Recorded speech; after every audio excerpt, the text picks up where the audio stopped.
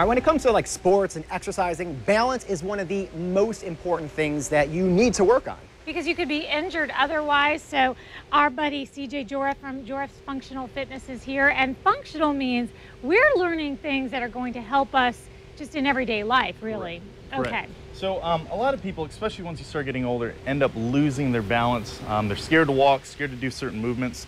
So we're going to go ahead and show you guys some quick exercises that we can do that anybody can do to help themselves out from their day-to-day lives and just stay flexible and then also stay balanced. So let's go ahead and warm up your hips. Let's see how loose they are here.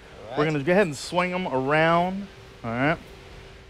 I'm not very good with a hula hoop, but at least I can do this. On Peyton over here. All right. Now let's see if we can go back the other direction. And what this does, it helps to loosen up all those muscles in your core, in your hips, and in your knees in order to help us do these exercises that we're going to do. So you would do that a few times back and forth, about 2-3 sets, and get everything loose. Now, if you need to, you can use a chair for balance, but you don't have to. So the first thing we're going to do, we're going to go ahead and do some calf raises. So we're going to come up on our toes and then come back down. And you'll notice that we have shoes on, all right, and that Eden doesn't here.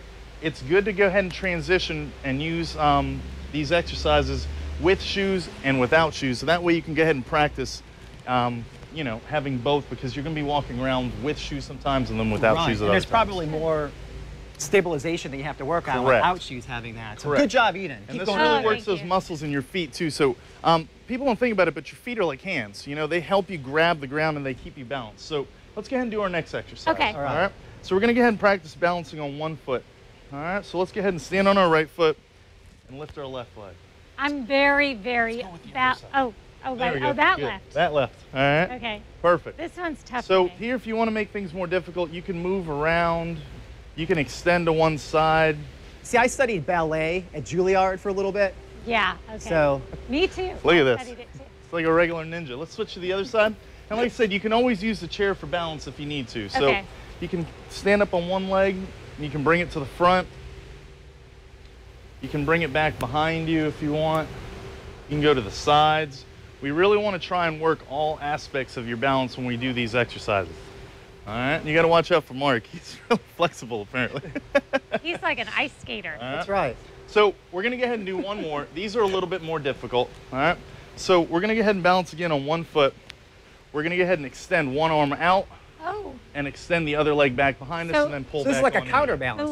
The arm that is up. Same arm, same leg. Yep. We're going to push straight out. Lean forward with it, so you bring your center of gravity forward, and then you pull on back. I feel that. I just want to see something. Try again. You're going to push me over?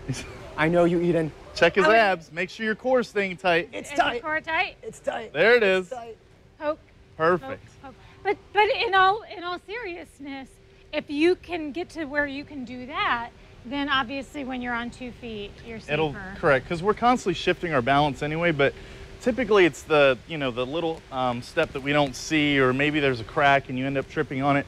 So if you can keep your core tight at all times, that really helps with your balance. But 2, practicing these movements and just getting up and running or walking or just doing other things and being stationary is really going to help. Well, it's part of overall fitness, and you kind of need that because it's activating when you do that. It's activating your core, you know, your legs. You have to be balanced with your body in order to do it. And yeah, that's, you know, it's one of the things that a lot of people don't realize. And I have, you know, I've had clients in the past that weren't able to walk at all from brain trauma, or having injuries and just being older, and we've been able to rehabilitate them just by doing certain exercises like this and just regular fitness altogether. All right, well, CJ, thanks for coming on again. Always a pleasure, always teaching us. If you want to get more information on CJ or join one of his classes, go to our website, rivercitylivetv.com. Just click the As Seen on River City Live.